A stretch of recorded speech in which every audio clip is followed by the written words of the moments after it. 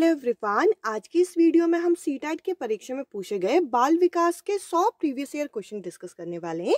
तो चलिए video start करें। Hello everyone, I am Kajal हमी and welcome to my channel people teacher. I hope आप सभी ठीक होंगे। अब चलिए पहले क्वेश्चन को जरा डिस्कस करें। विकास एक कभी ना खत्म होने वाली प्रक्रिया है। यह विचार किसके साथ जुड़ा हुआ है? Development is a never ending process. This idea is associated with. पहला ऑप्शन है परस्पर संबंध का सिद्धांत यानी कि प्रिंसिपल ऑफ इंटीग्रेशन। अगला है निरंतरता का सिद्धांत प्रिंसिपल ऑफ कॉन्टिन्यूटी, या फिर एकीकरण का सिद्धांत प्रिंसिपल ऑफ इंटीग्रेशन, या फिर बातचीत का सिद्धांत प्रिंसिपल ऑफ इंटरैक्शन। देखिए यहाँ पे बोल रखा है विकास एक कभी ना खत्म होने वाली प्रक्रिया है, यानी कि ये एक निरंतर चलने वाली प्रक्रिया है, ये कॉन्टिन्यूस प्रोसेस है। इस क्वेश्चन का जो करेक्ट आंसर होगा वो होगा दूसरा ऑप्शन, निरंतरता का सिद्धांत प्रिंसिपल ऑफ कॉन्टिन्यूटी। अब चलिए अगले क्वेश्चन को जरा डिस्कस करें। अगला क्वेश्चन है बच्चों के बौद्धिक विकास के 4 अलग अलग चरणों की पहचान की जाती है। 4 distinct stages of children intellectual development are identified by। हमें ये बताना है कि बच्चों के बौद्धिक विकास के 4 अलग अलग चरण की पहचान किन्होंने की थी। पहला ऑप्शन है कोलबर्ग, अगला है एरिक्सन, अगला है स्किनर, या फिर प्याजे। तो देखिए अगर हम प्याजे की थ्योरी को देखें जो संज्ञानात्मक विकास का सिद्धांत है, उसमें उन्होंने 4 अलग अलग चरण बताए बच्चों के बौद्धिक विकास को लेके। पहला है संवेग्य पेशी अवस्था जिसे हम सेंसरी मोटर स्टेज बोलते हैं। अगला है पूर्व सक्रियात्मक अवस्था जिसे हम प्री ऑपरेशनल स्टेज बोलते हैं। उसके बाद कॉन्क्रीट और फॉर्मल। तो ये 4 अलग अलग डेवलपमेंटल स्टेजेस बताए जीन प्याजे ने अपनी थ्योरी के अंदर। इस क्वेश्चन का जो करेक्ट आंसर होगा वो होगा प्याजे। ये लास्ट ऑप्शन जो है ये करेक्ट आंसर है। अब चलिए अगले क्वेश्चन को जरा डिस्कस करें। अगला क्वेश्चन है छोटे बच्चों के सीखने की प्रक्रिया में माता पिता को एक भूमिका निभानी चाहिए। Parents should play a dash role in the learning process of young children.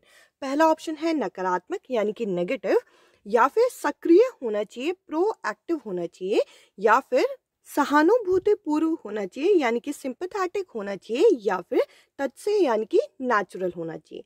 तो देखिए पेरेंट्स जो होते हैं माता पिता को बच्चे की सीखने की प्रक्रिया में एक सक्रिय भागीदार होना चाहिए यानी कि प्रोएक्टिव होना चाहिए। इस क्वेश्चन का जो दूसरा ऑप्शन है ये करेक्ट आंसर है। बाकी ये जो ऑप्शन है यहाँ पे ये करेक्ट नहीं बैठेंगे। अब चलिए नेक्स्ट क्वेश्चन को जरा डिस्कस करें। अगला क्वेश्चन हमारे सामने है अधिगम सीखने की अंतर्दृष्टि सिद्धांत को बढ़ावा दिया जाता है। The insight theory of learning is promoted by. यहाँ पे इनसाइट थ्योरी की बात की गई है, अंतर्दृष्टि सिद्धांत की बात की गई है।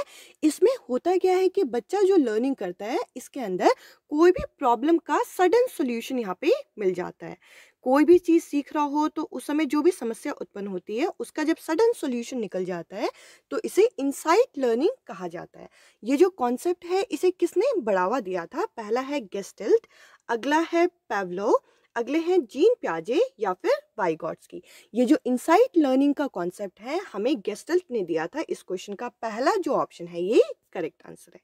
अब चलिए अगले क्वेश्चन की तरफ बढ़ते हैं। अगला क्वेश्चन हमारे सामने है सीखने की प्रक्रिया में प्रेरणा, motivation in the process of learning. हमें प्रेरणा कहाँ से मिलती है?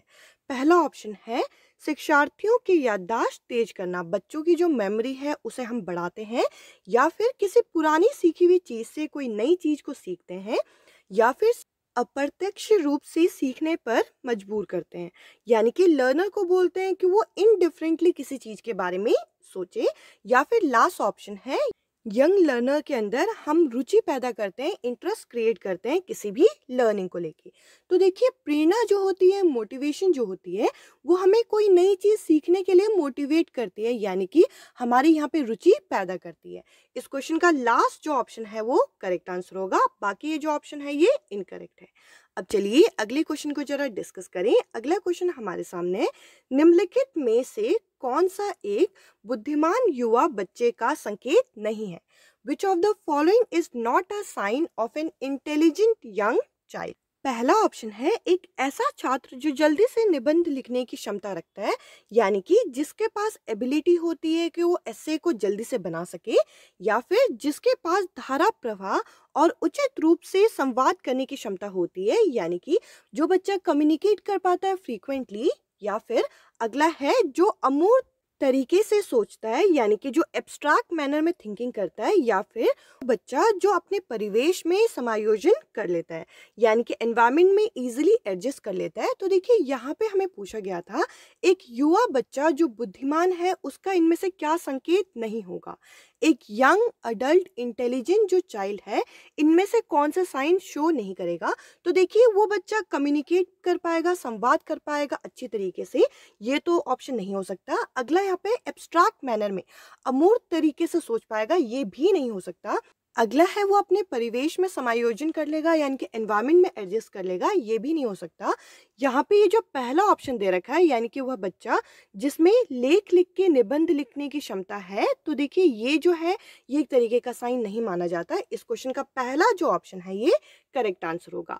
अब चलिए अगले प्रश्न को जरा डिस्कस करें। अगला क्वेश्चन हमारे सामने है, वह कौन सा स्थान है जहां बच्चों के संज्ञानात्मक विकास को सबसे अच्छे तरीके से प्रभाषित किया गया है। Which is the place where the child's cognitive development is defined in the best way। पहला है खेल के मैदान, अगला है स्कूल और कक्षा का वातावरण, या फिर सभागार यानी कि ऑडिटोरियम, या घर यानी कि होम। तो देखिए कोग्निटिव डेवलपमेंट यहाँ पे संज्ञानात्मक विकास की बात की जा रही है और हमसे ये पूछा जा रहा है कि इनमें से कौन सी जगह है जहाँ पे बच्चे का कोग्निटिव डेवलपमेंट सबसे अच्छा होगा। तो इस क्वेश्चन का जो करेक्ट आंसर होगा वो होगा स्कूल और कक्षा का वातावरण यानी कि स्कूल एंड क्लासरूम एनवायरनमेंट। यहाँ पे कोग्निटिव डेवलपमेंट की बात की जा रही है। अगर फिजिकल डेवलपमेंट की बात करते हैं तो यहाँ पे प्लेग्राउंड भी हो सकता था, बट यहाँ पे संज्ञानात्मक विकास की बात की जा रही है जो कि स्कूल और कक्षा के वातावरण पे निर्भर करती है। इस क्वेश्चन का सेकंड जो ऑप्शन है ये करेक्ट आंसर होगा। अब चलिए अगले क्वेश्चन को जरा डिस्कस करें। क्वेश्चन है, वह अवस्था जिसमें बच्चा तार्किक रूप से वस्तुओं और घटकों के बारे में सोचना शुरू कर देता है, the stage in which a child begin to think logically about object and event is known as. यहाँ पे पहला ऑप्शन है सेंसरी मोटर स्टेज, जिसे हम संवेद्य पेशी अवस्था के नाम से जानते हैं। इसमें बच्चे की जो आयु होती है वो बर्थ से लेकर 2 साल तक देखी जाती है। अगला यहाँ पे औपचारिक परिचालनकरण यानी कि फॉर्मल ऑपरेशनल स्टेज, जिसमें बच्चे की आयु 11 से लेकर इसके आगे की आयु देखी जाती है। इसके अलावा अगला है पूर्व परिचालनकरण यानी कि प्री ऑपरेशनल स्टेज, जिसमें जो बच्चे की आयु होती है वो 2 से लेकर 7 वर्ष की होती है। अगला है कॉन्क्रीट परिचालनकरण यानी कि कॉन्क्रीट ऑपरेशनल स्टेज, जिसमें बच्चे की आयु 7 से लेकर 11 वर्ष की होती है। अगर हम इस क्वेश्चन को ध्यान से देखें तो इसमें बोल रखा है कि बच्चे का तार्किक रूप से वस्तुओं और घटनाओं के बारे में कब बच्चा सोचना शुरू करता है, यानी कि यहाँ पे बच्चा लॉजिकली कब सोचना शुरू करता है। ये लॉजिकल थिंकिंग जो है ये बच्चे के अंदर कॉन्क्रीट ऑपरेशनल स्टेज के अंदर आती है। इस क्वेश्चन का जो फोर्थ ऑप्शन है ये करेक्ट आंसर होगा, जब बच्चे के यहाँ पे आयु होती है 7 से लेकर 11 वर्ष की। अब चलिए अगले क्वेश्चन को जरा डिस्कस करें। अगला क्वेश्चन हमारे सामने है। इस क्वेश्चन में हमसे पूछा गया है, निम्नलिखित में से कौन बच्चों की सामाजिक मनोवैज्ञानिक आवश्यकताओं से संबंधित नहीं है। Which of the following is not related to socio-psychological need of a child। तो यहाँ पे हमें नॉट वाले ऑप्शन को फोकस करना है। पहला है प्रशंसा या सामाजिक अनुमोदन की आवश्यकता, यानी कि यहाँ पे हम बच्चों को अप्रिशिएट कर रहे हैं और बच्चों को सोशल अप्रूवल दे रहे हैं, तो कहीं ना कहीं ये तो एक पॉजिटिव पॉइंट है, ये इस क्वेश्चन का आंसर नहीं हो सकता। अगला है भावनात्मक सुरक्षा की आवश्यकता, यहाँ पे हम बच्चे को इमोशनल सिक्योरिटी देते हैं, तो ये ऑप्शन भी नहीं हो सकता क्योंकि हमें नॉट वाले ऑप्शन को देखना है। अगला है शरीर से अपशिष्ट पदार्थों का नियमित अनुमूल्यन। तो देखिए यहाँ पे बोल रखा है जब हम अपनी बॉडी में से वेस्ट को एलिमिनेट करते हैं, तो देखिए इसका कोई सेंस यहाँ पे बन नहीं रहा, इस ऑप्शन को जरा होल्ड पे रखते हैं। अगला है कंपनी की आवश्यकता, जब बच्चे को हम कंपनी देते हैं, ये कंपनी इस तरीके की हो गई कि हमें फैमिली से मिल रही है, अपने पेयर से मिल रही है, तो एक तरीके से बच्चे को यहाँ पे सपोर्ट करने की बात की जा रही है। तो देखिए इस क्वेश्चन का पहला, दूसरा और चौथा ऑप्शन नहीं हो सकता क्योंकि ये पॉजिटिव एस्पेक्ट पे बच्चे के डेवलपमेंट की बात कर रहे हैं। ये जो तीसरा ऑप्शन है जिसमें ये बोल रखा है कि हम अपनी बॉडी में से वेस्ट को रिमूव करते हैं, ये इस क्वेश्चन का आंसर नहीं होगा क्योंकि हमें नॉट वाले ऑप्शन को टिक करना था। अब चलिए अगले क्वेश्चन को जरा डिस्कस करें। अगला क्वेश्चन हमारे सामने, निम्नलिखित में से कौन शिक्षार्थियों में रचनात्मकता को बढ़ावा देगा। विच of the following will foster creativity among learner.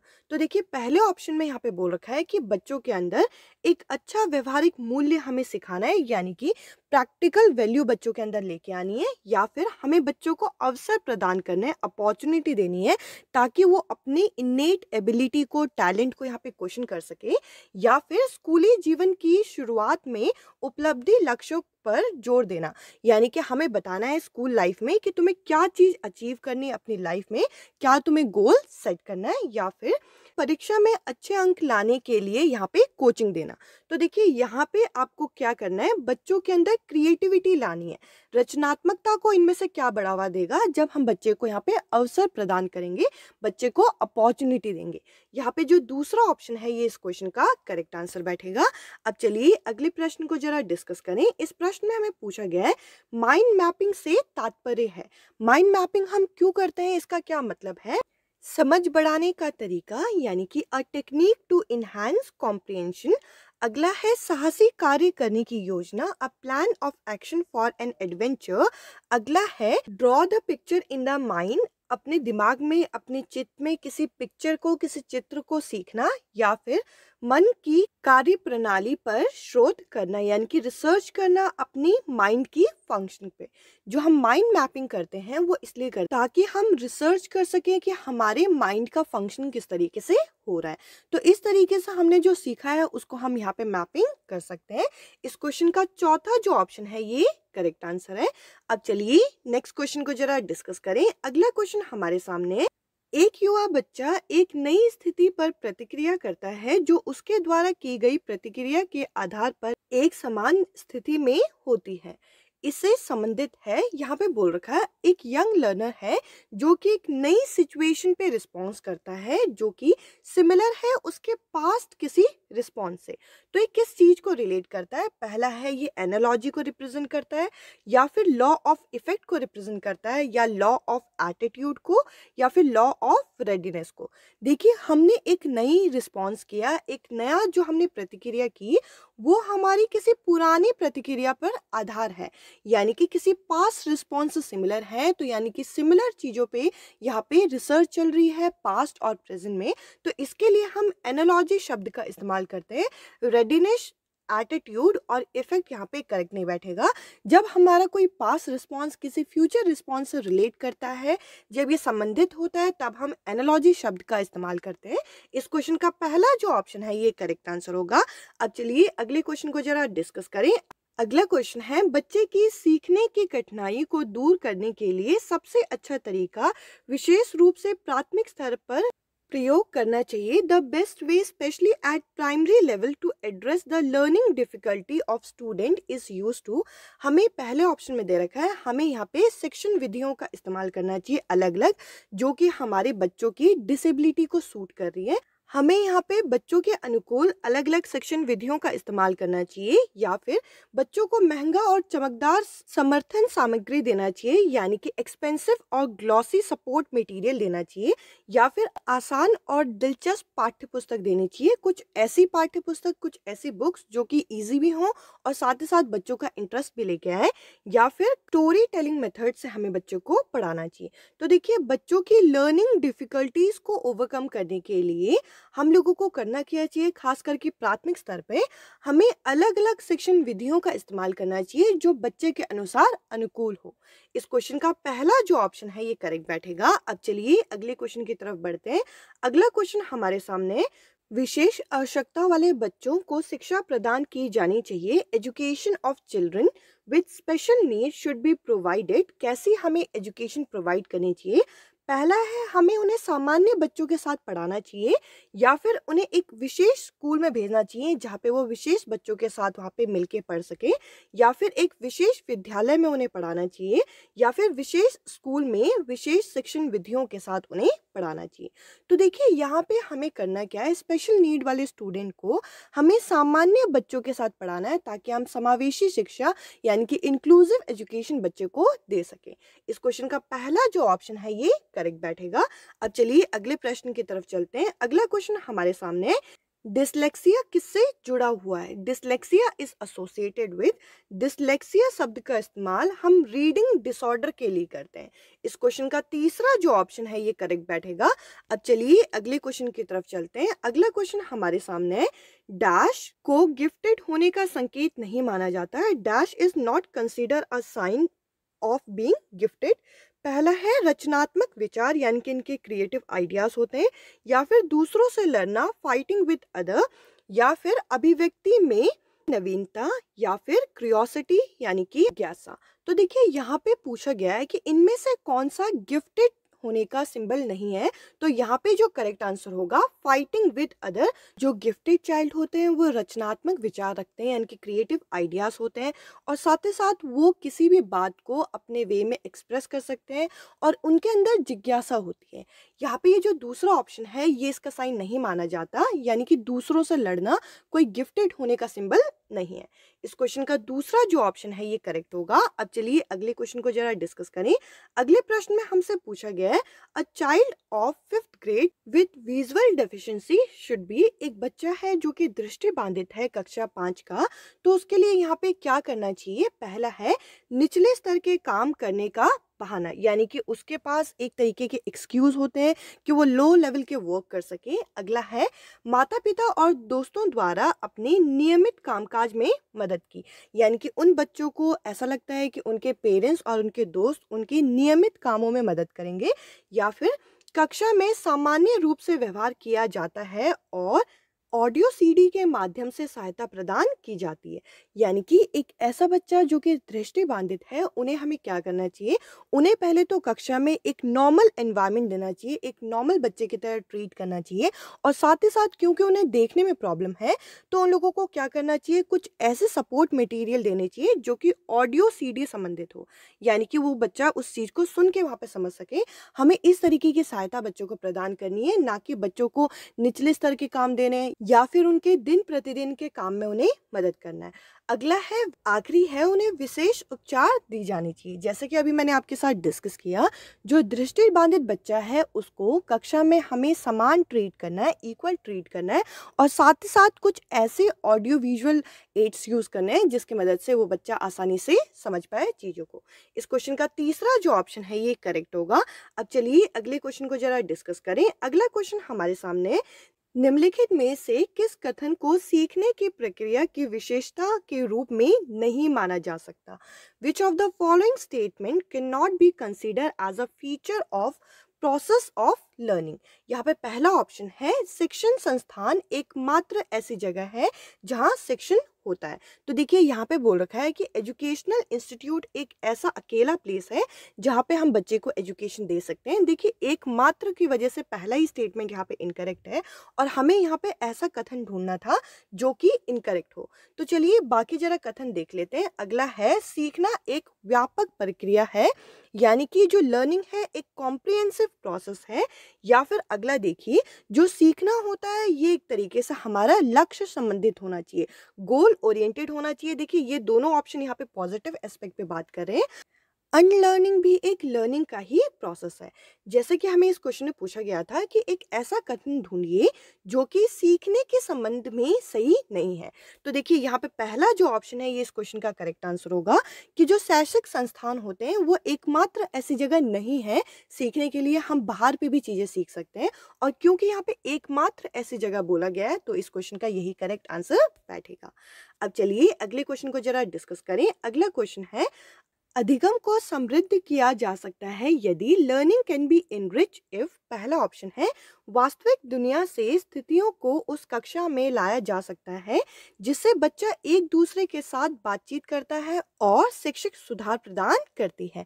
यानी कि हमें क्या करना चाहिए? हमें एक ऐसी सिचुएशन क्लासरूम में लानी चाहिए जो कि रियल लाइफ सिचुएशन हो, जिसकी वजह से बच्चा यहाँ पे इंटरैक्ट कर सके आपस में, और टीचर क्या कर सके? टीचर यहाँ पे उनकी लर्निंग को और फैसिलिटेट कर सके। अगला है, अधिक से अधिक शिक्षक सहायक उपकरण कक्षा में उपयोग करने चाहिए, यानी कि हमें ज़्यादा से ज़्यादा यहाँ पे क्या करने चाहिए? टीचिंग एड्स यहाँ पे क्लासरूम में इस्तेमाल करने चाहिए।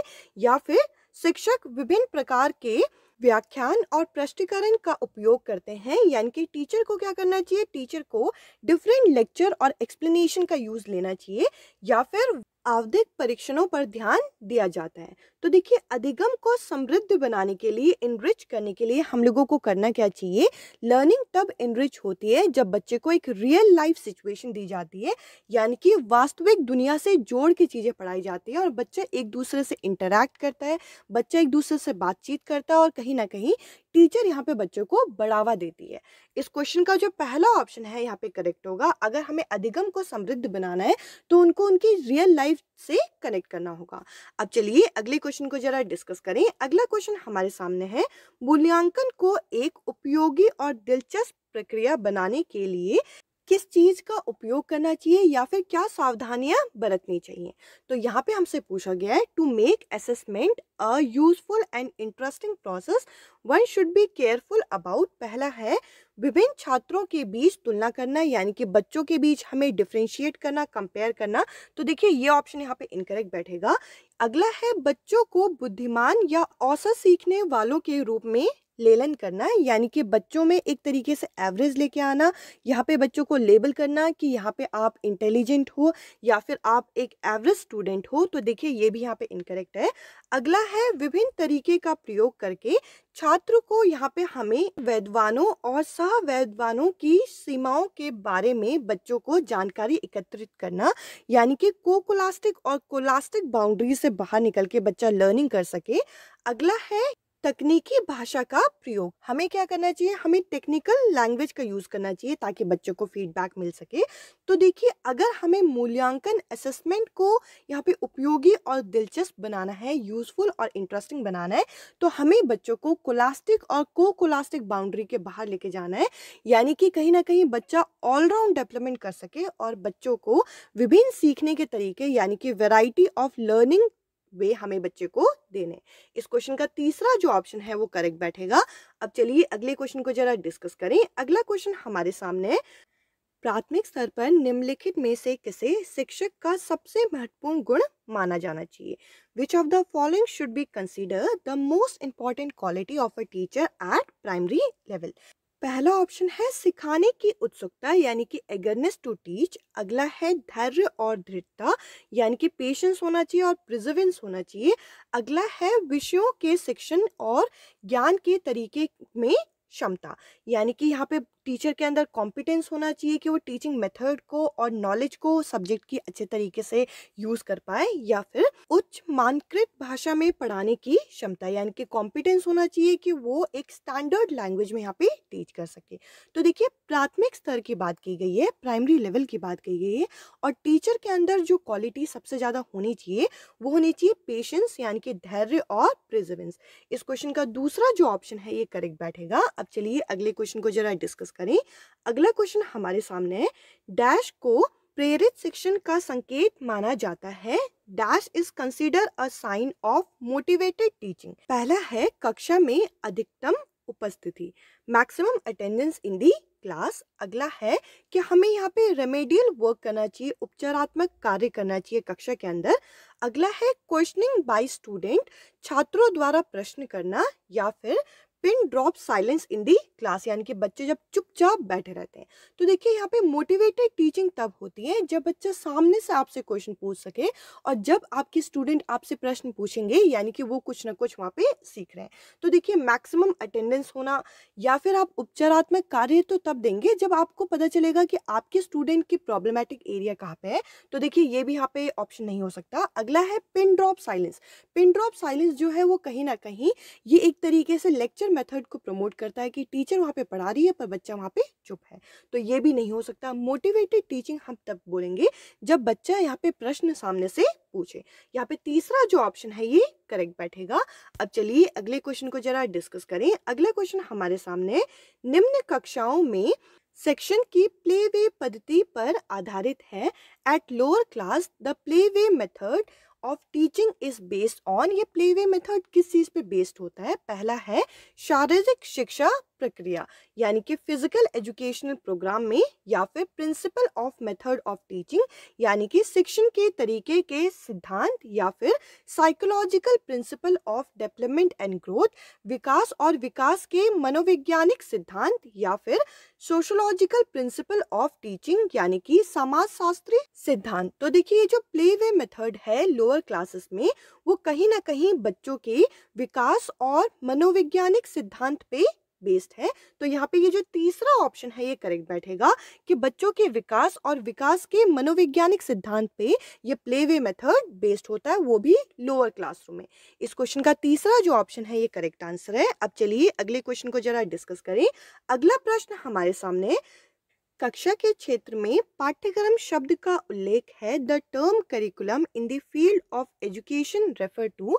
पहला ऑप्शन है शिक्षण के विधियों और सीखे जाने वाली सामग्री, यानी कि ये मेथड ऑफ टीचिंग और कंटेंट ऑफ टॉट यानी कि जो चीज हम पढ़ा रहे हैं उस चीज को यहाँ पे इंडिकेट करती है, या फिर स्कूल का समग्र कार्यक्रम जो छात्रों को दिन प्रतिदिन के आधार पर अनुभव होता है, यानी कि ओवरऑल प्रोग्राम जो बच्चा एक्सपीरियंस करता है स्कूल में डे टू डे बेसिस पे, या फिर मूल्यांकन प्रतिक्रिया है यानी कि इवैल्यूएशन प्रोसेस है, या फिर कक्षा के अंदर जो हम पाठ्य सामग्री पढ़ाते हैं उसका प्रयोग करना, टेक्स्ट मटेरियल जो हम क्लासरूम के अंदर यूज करते हैं।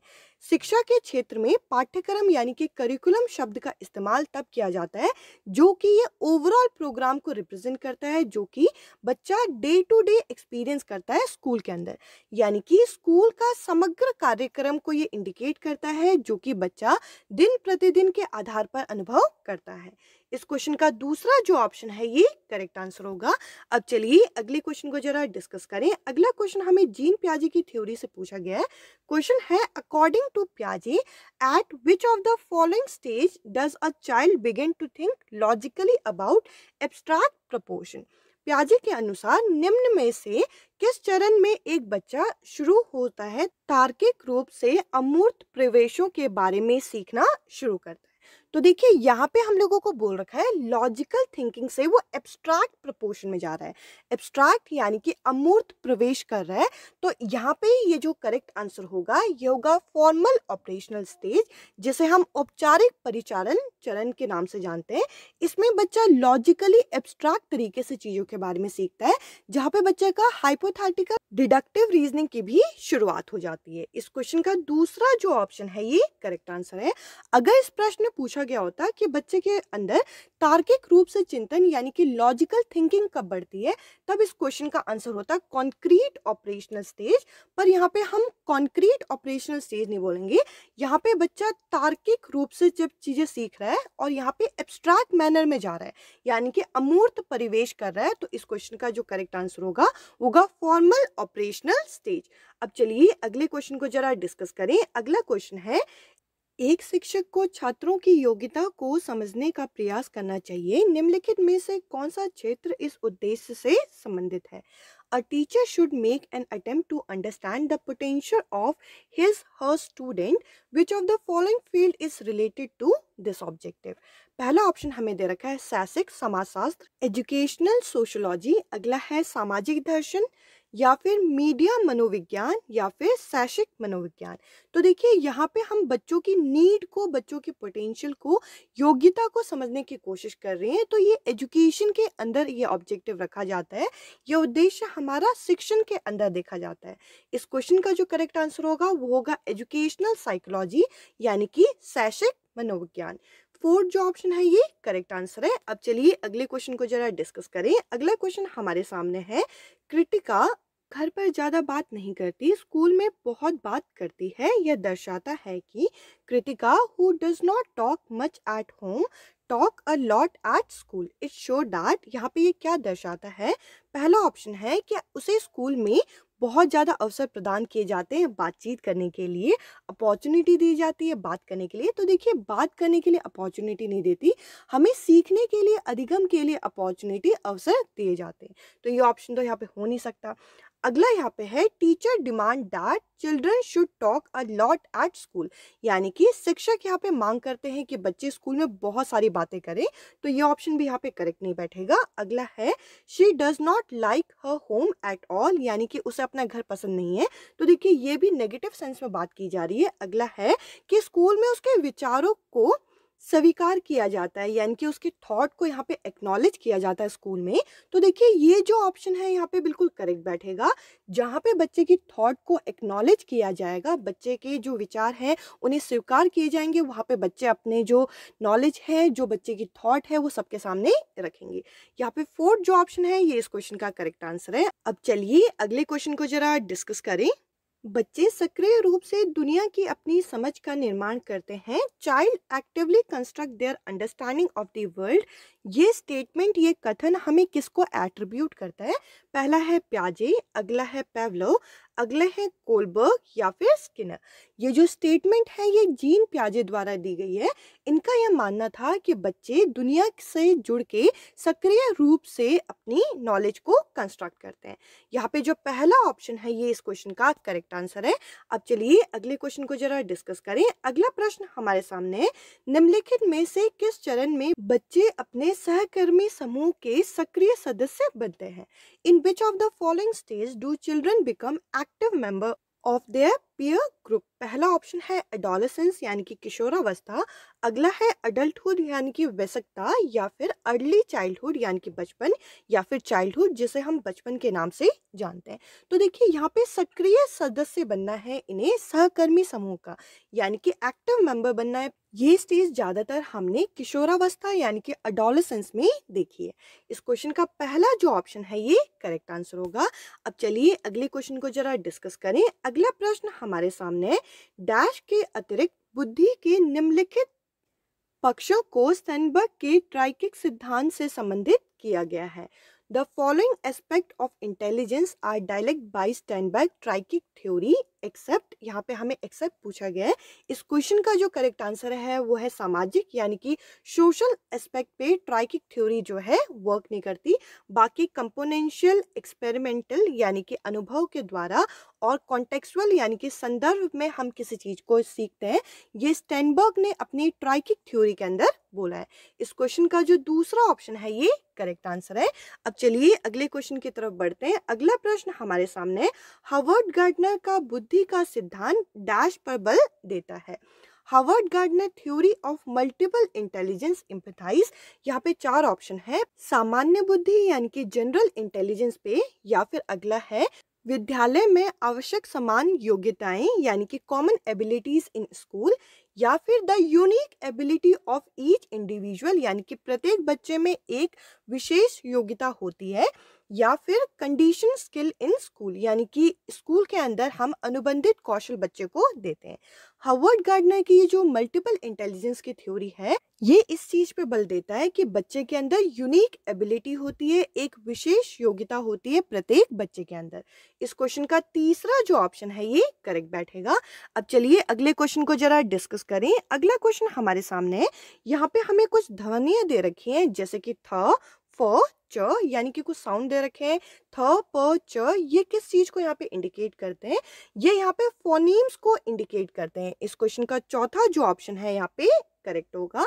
अब चलिए अगले क्वेश्चन को जरा डिस्कस करें। अगला प्रश्न हमारे सामने, कक्षा में जेंडर रूढ़िवादिता से बचने के लिए एक शिक्षक को to avoid gender stereotyping in class a teacher should, लड़के लड़कियों को एक साथ एक अऔपचारिक भूमिका में रखना चाहिए, यानी कि हम लोगों को कोशिश करनी चाहिए कि बॉयज और गर्ल्स को नॉन ट्रेडिशनल रूल में रखें, जैसे कि लड़के ये काम करेंगे या लड़की ये काम करेंगे, हम इस तरीके से चीजों को लेबल ना करें।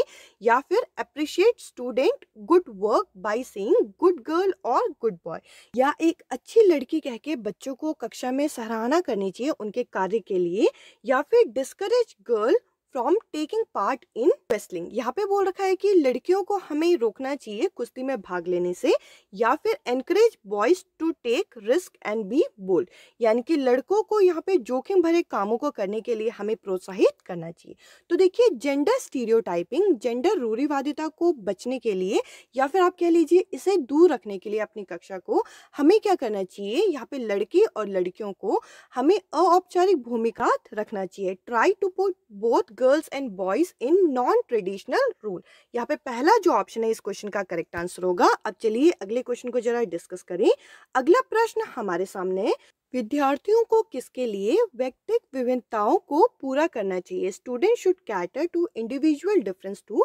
पहला है व्यक्तिगत शिक्षार्थियों के मध्य खाई को कम करने के लिए, या फिर even out ability and performance of student, यानी कि शिक्षार्थियों के निष्पादन और प्रतियोगिता को समान करने के लिए, या फिर understand why students are able and unable to learn, यानी कि ये समझने के लिए कि बच्चे जो हैं वो किसी कार्य को किस तरीके से कर रहे हैं, या फिर वो योग्य है या नहीं है, इस चीज को समझने के लिए, या फिर make individual student feel exclusive, यानी कि यहाँ पे हमें हर बच्चे को ये फील कराना है कि वो विशिष्ट है, वो बच्चे किसी चीज को लर्न कर पा रहे हैं, या फिर अगर लर्न नहीं कर पा रहे, सीख नहीं पा रहे, तो उसमें किस चीज की कमी है।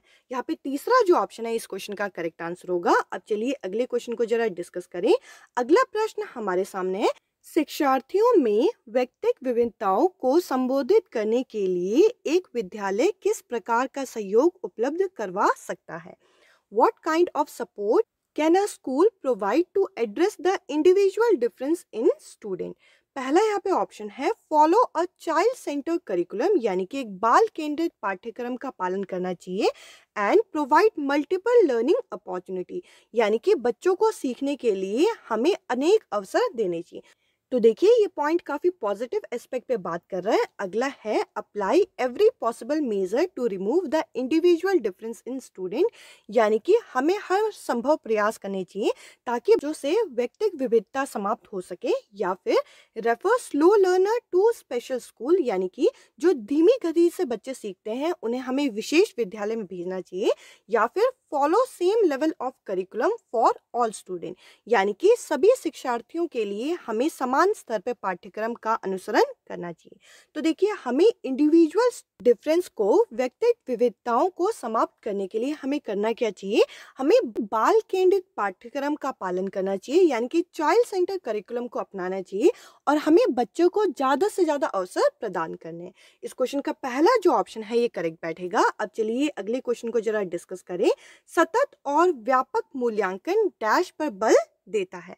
Continuous and comprehensive evaluation emphasis. पहला ऑप्शन है, continuous testing on a comprehensive scale to assure learning, यानी कि सीखने को सुनिश्चित करने के लिए व्यापक स्केल पर निरंतर परीक्षण, या फिर how learning can be observe, record and improve, यानी कि हम सीखने के प्रकार को अवलोकन और रिकॉर्ड और सुधार किस तरीके से कर सकते हैं, या फिर fine tuning of test with the teaching, या फिर बोर्ड परीक्षाओं की अनुवांशिकता पर, यानी कि बोर्ड एग्जामिनेशन पे हमें फोकस करना चाहिए। तो देखिए, सतत और व्यापक मूल्यांकन ये कहता है कि हम लोगों को ये देखना है कि बच्चे किस तरीके से सीख रहे हैं, हमें उन्हें ऑब्जर्व करना है पहले, और फिर रिकॉर्ड करना है, और उसके बाद उनमें सुधार करना है, यानी कि इम्प्रूवमेंट करनी है।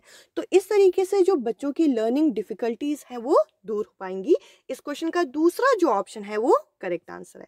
अब चलिए अगले क्वेश्चन को जरा डिस्कस करें। यहाँ पे हमें पूछा गया है, विद्यालय आधारित आकलन यानी कि स्कूल बेस्ड असेसमेंट किस तरीके से होता है? पहला है कि कक्षा बोर्ड की जवाबदेही कम कर देता है, यानी कि बोर्ड ऑफ एजुकेशन की अकाउंटेबिलिटी को कम कर देता है, या फिर यहाँ पे हिंडर यानी कि रुकावट पैदा करता है कि बच्चा सार्वभौमिक राष्ट्रीय मानकों को प्राप्त ना कर सके, यानी कि बच्चा यूनिवर्सल नेशनल स्टैंडर्ड को अचीव ना कर पाए, या फिर अगला है help all student learn more through diagnose, बच्चे को हम डायग्नोस करके बच्चे की जो कमी है वो ढूंढ के हम बच्चे को और ज़्यादा लर्न करा सकें। या फिर अगला है make student and teacher non serious and casual, यहाँ पे हम टीचर और स्टूडेंट को ही नॉन सीरियस कर देते हैं। तो देखिए ये लास्ट ऑप्शन तो बिल्कुल नहीं हो सकता। इसके अलावा अगर हम देखें तो विद्यालय आधारित आकलन यानी कि स्कूल बेस्ड असेसमेंट जो होता है उसकी मदद से हर बच्चे को यहाँ पे डायग्नोस किया जाना चाहिए और साथ ही साथ बच्चे की लर्निंग को और बढ़ावा देना चाहिए। बस यही पॉइंट यहाँ पे पॉजिटिव एस्पेक्ट पे बात कर रहा है, बाकी ये जो पहला, दूसरा और चौथा पॉइंट है यहाँ पे इनकरेक्ट जाएगा। अब चलिए अगले प्रश्न को जरा डिस्कस करें। अगला क्वेश्चन है सीखने की तत्परता डैश की ओर संकेत करती है। Readiness for learning refers to, पहला ऑप्शन है general ability level of student यानी कि बच्चों का सामान्य योग्यता स्तर यहाँ पे दिखाती है, या फिर present cognitive level of student in the learning काउंटम, सीखने के सार्थक में शिक्षार्थियों का वर्तमान संज्ञानात्मक स्तर, या फिर satisfying nature of the act of learning यानी कि सीखने के कार्य की प्रक्रिया को संतुष्ट करना, या फिर थॉर्नडाई लॉ ऑफ रेडीनेस, थॉर्नडाई का तात्परता का नियम। तो देखिए यहाँ पे ये जो सीखने की तात्परता है यानी कि रेडीनेस फॉर लर्निंग है, ये हमें बताता है कि हमारा जो प्रेजेंट लेवल है किसी भी चीज़ को लर्न करने का वो कितना है। यहाँ पे ये जो दूसरा ऑप्शन है ये करेक्ट बैठेगा। अब चलिए अगले प्रश्न को जरा डिस्कस करें। अगला क्वेश्चन है डैश के अतिरिक्त निम्नलिखित सभी के कारण अधिगम अक्षमताएं उत्पन्न हो सकती हैं। लर्निंग डिसेबिलिटी में occur due to all of the following except, यहाँ पे हमें पूछा गया है लर्निंग डिसेबिलिटी इनमें से किससे नहीं होती, तो हमें एक्सेप्ट यहाँ पे बताना है। इस क्वेश्चन का जो करेक्ट आंसर है वो होगा कल्चरल फैक्टर, यानी कि बिहेवियर भी कहीं ना कहीं लर्निंग डिसेबिलिटी को अफेक्ट करता है, इमोशन भी करता है, और यहाँ पे सेरिब्रल डाइफंक्शन, ये हमारे ब्रेन का एक पार्ट होता है जिसे हम सेरिब्रम बोलते हैं, जो हमारे ब्रेन को, हमारी बॉडी को बैलेंस करने का काम करता है। तो कहीं ना कहीं ये तीनों चीज़ें लर्निंग डिसेबिलिटीज़ को अफेक्ट करती हैं, ये कहीं ना कहीं अधिगम अक्षमताएं उत्पन्न करती हैं, जबकि कल्चर फैक्टर यानी कि सांस्कृतिक कारक जो होता है ये इनमें से नहीं माना जाता। इस क्वेश्चन का चौथा जो ऑप्शन है ये करेक्ट आंसर होगा। अब चलिए अगले क्वेश्चन को जरा डिस्कस करें। यहाँ पे हमसे पूछा गया है एक समावेशी विद्यालय एंड इंक्लूसिव एजुकेशन ये कैसा होना चाहिए, हमसे यहाँ पे पूछा गया है।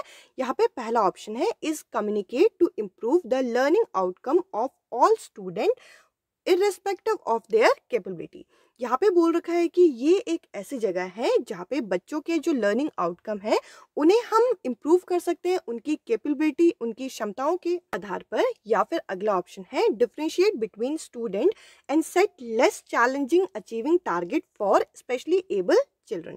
यहाँ पे ये पॉइंट गलत बोल रखा है कि हम लोगों को पहले ही यहाँ पे डिफरेंशिएट कर देना है, बच्चों में अंतर करना है, और जो यहाँ पे डिफरेंटली एबल या फिर स्पेशल स्टूडेंट है उनको लो लेवल के चैलेंज वाले हमें टास्क यहाँ पे देने। तो देखिए ये ऑप्शन यहाँ पे इनकरेक्ट है। अगला है हमें यहाँ पे विशेष रूप से डिफरेंटली एबल या फिर स्पेशली एबल स्टूडेंट को उनकी इम्प्रूवमेंट के लिए हमें काम करना है। स्पेशली यहाँ पे पर्टिकुलर बोला गया है, हमें विशेष रूप से इन्हीं को ध्यान देना है। तो देखिए इन्हीं को यहाँ पे ध्यान नहीं देते, हम यहाँ पे नॉर्मल स्टूडेंट को डिफरेंटली एबल स्टूडेंट के साथ कंबाइन करके पढ़ाते हैं समावेशी विद्यालय यानी कि इंक्लूसिव एजुकेशन में। अगला है यहाँ पे decide learning need of student according to their disability, यानी कि उनकी डिसेबिलिटी, उनकी अक्षमताओं के आधार पर हमें यहाँ पे उनके लिए काम यहाँ पे डिसाइड करने, ये ऑप्शन भी यहाँ पे इनकरेक्ट है। तो देखिए हम लोगों को समावेशी कक्षा में, हमें इंक्लूसिव एजुकेशन में हमें करना क्या है, हमें सारे स्टूडेंट की कैपेबिलिटी, उनकी क्षमताओं को ध्यान में रख के उनकी इम्प्रूवमेंट पे ध्यान देना है। इस क्वेश्चन का पहला जो ऑप्शन है वो करेक्ट आंसर होगा। अब चलिए अगले क्वेश्चन को जरा देखते हैं। यहाँ पे बोल रखा है कि प्रतिभाशाली विद्यार्थी यानी कि जो गिफ्टेड स्टूडेंट होते हैं वो किस तरीके के होते हैं। पहला है need support not orderly provided by the school, यानी कि ऐसा हमें सहयोग बच्चे को देना चाहिए जो विद्यालय में उपलब्ध नहीं होता। अगला है can manage there study without a teacher, जो शिक्षक के बिना अपना अध्ययन यहाँ पे व्यवस्थित कर लेते हैं। या फिर can be good model for other student, यानी कि ये एक अच्छा मॉडल हो सकता है दूसरे विद्यार्थी के लिए। या फिर can not be learning disable, यानी कि इन्हें कोई अधिगम अक्षमताएं नहीं होंगी। तो देखिए यहाँ पे जो गिफ्टेड चाइल्ड होते हैं उन्हें हमें सपोर्ट करना चाहिए, उन्हें सहयोग करना चाहिए और उन्हें एक ऐसा सहयोग देना चाहिए जो विद्यालय में उपलब्ध नहीं होता। तो इस क्वेश्चन का पहला जो ऑप्शन है ये करेक्ट बैठेगा। अब चलिए अगले क्वेश्चन को जरा डिस्कस करें। यहाँ पे हमें गिफ्टेडनेस के बारे में बोला गया है, डैश के कारण प्रतिभाशालीता होती है। गिफ्टेडनेस इज ड्यू टू, पहला है जेनेटिक मेकअप यानी कि आनुवांशिक रचना, या फिर एनवायरमेंटल मोटिवेशन यानी कि अभिप्रेरणा, या फिर कॉम्बिनेशन ऑफ 1 and 2, या फिर मनोसामाजिक कारक। ये जो गिफ्टेडनेस है ये हमारा जेनेटिक मेकअप भी हो सकता है, आनुवांशिक रचना भी हो सकती है और साथ ही साथ पर्यावरणीय अभिप्रेरणा भी हो सकती है, यानी कि एनवायरमेंटल मोटिवेशन भी हो सकता है। इस क्वेश्चन का जो करेक्ट आंसर होगा वो होगा थर्ड, यानी कि कॉम्बिनेशन ऑफ 1 and 2। अब चलिए अगले प्रश्न को जरा डिस्कस करें जो कि हमारे सामने, बच्चों में सीखने और सुनने के लिए अधिगम योग्य वातावरण के लिए निम्नलिखित में से कौन सा उपयुक्त है? Which of the following is appropriate for environment condition to thinking and learning in children? पहला है पैसिव लिसनिंग, यानी कि यहाँ पे हम लोगों को बच्चे को पैसिव लिसनर बनाना है, पैसिव वर्ड की वजह से ये गलत हो जाएगा। अगला है हम लोगों को गृह कार्य देने हैं, होम असाइनमेंट देने हैं, इससे भी कुछ ज़्यादा फर्क पड़ेगा नहीं। अगला है हम लोगों को इंडिविजुअल टास्क देने, डन बाय द लर्नर, यानी कि बच्चों को यहाँ पे व्यक्तिगत कार्य देना है सीखने के लिए, या फिर allow student to make some decision about what to learn and how to learn, यानी कि हमें यहाँ पे शिक्षार्थियों को ये छूट दे देनी है कि वो क्या सीखना चाहते हैं और कैसे सीखेंगे, इसके बारे में वो बातचीत कर सके, डिस्कस कर सके। तो देखिए यहाँ पे हमें थिंकिंग और लर्निंग दोनों चीज़ों को प्रमोट करने की बात की जा रही है, तो हमें बच्चों को यहाँ पे उनको थोड़ी छूट दे देनी चाहिए ताकि वो क्या सीखना चाहते हैं और कैसे सीखना चाहते हैं वो ये डिसाइड कर सकें। इस क्वेश्चन का चौथा जो ऑप्शन है ये करेक्ट बैठेगा। अब चलिए अगले क्वेश्चन को जरा डिस्कस करें। यहाँ पे हमें दे रखा है कि जो लर्निंग डिसेबिलिटीज होती है जो कि मोटर स्किल यानी कि गतिक कौशलों पर आधारित होती है उसे क्या कहते हैं? यहाँ पे ये जो करेक्ट आंसर होगा हमारा, इसे हम डिस्फ्रेजिया के नाम से जानते हैं। ये जो हमारे मोटर कौशल पे डिपेंड करते हैं ये है डिस्फ्रेक्सिया। अब चलिए अगले क्वेश्चन की तरफ बढ़ते हैं। अगला प्रश्न हमारे सामने, लर्निंग डिसेबिलिटीज अधिगम नियोगिता। यहाँ पे हमें पूछ रखा है कि लर्निंग डिसेबिलिटी क्या होती है? ये एक स्टेबल स्टेट है यानी कि एक स्थिर अवस्था है, या फिर एक वेरिएबल स्टेट है यानी कि चर अवस्था है, या फिर नीड नॉट इम्पेयर फंक्शनिंग यानी कि जरूरी नहीं कि कार्य पद्धति को हानि हो, या फिर does not improve in appropriate input यानी कि हम कोई इनपुट देंगे तो ये इम्प्रूव नहीं होता। ये जो लर्निंग डिसेबिलिटीज है ये चर अवस्था मानी जाती है, ये वेरिएबल स्टेट मानी जाती है। अगर हम एक प्रॉपर कंडीशनिंग दे तो बच्चों की लर्निंग डिसेबिलिटीज दूर की जा सकती हैं। ये इस क्वेश्चन का सेकेंड जो ऑप्शन है ये करेक्ट आंसर होगा। अब चलिए अगले प्रश्न की तरफ चलते हैं जो कि हमें है, डैश के अतिरिक्त निम्नलिखित समस्या समाधान की प्रक्रिया के चरण हैं। The following are the step in the process of problem solving except, हमें एक्सेप्ट बताने हैं। आइडेंटिफाइंग ऑफ अ प्रॉब्लम यानी कि समस्या की पहचान, ये हम प्रॉब्लम सॉल्विंग का एक स्टेप मानते हैं तो ये ऑप्शन नहीं हो सकता। अगला है breaking down the problem into smaller part यानी कि समस्या को छोटे हिस्सों में बांटना। देखिए ये यहाँ पे हम जरा होल्ड पे रखते हैं। अगला है एक्सप्लोर पॉसिबल स्ट्रैटेजी यानी कि हमें संभव प्रयास खोजना चाहिए, तो ये यहाँ पे प्रॉब्लम सॉल्विंग स्ट्रैटेजी मानी जाती है, तो ये भी यहाँ पे नहीं होगा। अगला यहाँ पे एंटिसिपेट आउटकम यानी कि हमें परिणामों की आशा करनी चाहिए, तो देखिए ये भी यहाँ पे नहीं हो सकता। इस क्वेश्चन का जो करेक्ट आंसर है, हम लोगों की जो प्रॉब्लम सॉल्विंग स्ट्रैटेजी होती है उसकी जो समस्या समाधान प्रक्रिया होती है उसके चरण में हम लोग यहाँ पे प्रॉब्लम को छोटे छोटे टुकड़ों में नहीं बांटते। ये जो है सेकेंड ऑप्शन यहाँ पे करेक्ट आंसर होगा। अब चलिए अगले क्वेश्चन को जरा डिस्कस करें। अगला क्वेश्चन हमारे सामने, अ टीचर शुड, एक शिक्षक को कैसा होना चाहिए? यहाँ पे है, पहला है treat error committed by student as blunder and make serious note of each error, यानी कि शिक्षक को क्या करना चाहिए, जो बच्चों की त्रुटियां हैं उन पे गौर करना चाहिए और उन पे एक सीरियस नोट यहाँ पे एक पट्टी यहाँ पे तैयार करनी चाहिए। अगला है assure success as the number of time student avoid making mistake, यानी कि बच्चा जितना गलतियां नहीं करेगा उतना ज़्यादा सफलता प्राप्त करेगा, हमें इस चीज़ पे बल देना चाहिए। या फिर not correct student while they are trying to communicate ideas, यानी कि यहाँ पे शिक्षक को क्या करना चाहिए, जब बच्चा कम्युनिकेट कर रहा हो तब उसे ठीक नहीं करना चाहिए, क्योंकि कहीं ना कहीं क्या होता है, हम कम्युनिकेशन के टाइम में अगर बच्चे को टोक देंगे, वार्तालाप के टाइम में हम बच्चे को टोकेंगे, तो बच्चे को लगेगा कि शायद वो कोई चीज़ गलत बोल रहा है और अगली बार वो प्रयास भी नहीं करेगा। अगला है फोकस मोर ऑन लेक्चरिंग, यहाँ पे लेक्चर देने में, व्याख्यान करने में ज़्यादा उन्हें ध्यान देना चाहिए। तो देखिए पहला, दूसरा और चौथा ऑप्शन यहाँ पे इनकरेक्ट है, क्योंकि ये कहीं ना कहीं एक तरीके से टीचर सेंटर अप्रोच पे बल दे रहा है कि हम लोगों को सिर्फ एरर को ठीक करना है, हम लोगों को यहाँ पे एरर को अवॉइड करना है, यानी कि गलतियाँ नहीं होने देनी, या फिर हमें व्याख्यान विधि लेक्चर मेथड से पढ़ाना है। यहाँ पे ये जो तीसरा ऑप्शन है ये करेक्ट होगा कि हम लोगों को कम्युनिकेट करते हुए बच्चों के आइडियाज़ के बीच में हम लोगों को इंटरफेयर नहीं करना, और लास्ट में हम लोगों को एक तरीके से फीडबैक देना है ताकि बच्चा उस चीज़ को इम्प्रूव भी करे और बच्चे को ये भी ना लगे कि हम उन्हें टोक रहे हैं। तो यहाँ पे तीसरा जो ऑप्शन है ये करेक्ट होगा। अब चलिए अगले प्रश्न की तरफ बढ़ते हैं। अगला प्रश्न है, निम्नलिखित में कौन सी संज्ञानात्मक क्रिया दी गई सूची के विश्लेषण के लिए प्रयोग में लाई जाती है? Which of the following cognitive verb are used to analyse the formation given? यहाँ पे पहला है पहचान करना यानी कि आइडेंटिफाई करना, या फिर अंतर करना यानी कि डिफरेंशिएट करना, या फिर यहाँ पे है क्लासिफाई करना यानी कि वर्गीकृत करना, या फिर वर्णन करना यानी कि डिस्क्राइब करना। तो देखिए यहाँ पे बोल रखा है संज्ञानात्मक क्रिया यानी कि कोग्निटिव वर्ब में जब हम विश्लेषण करते हैं, एनालाइज करते हैं, तब हम चीज़ों के बीच में अंतर करना सीखते हैं। इस क्वेश्चन का दूसरा जो ऑप्शन है डिफरेंशिएट करना, अंतर करना, ये इस क्वेश्चन का करेक्ट आंसर होगा।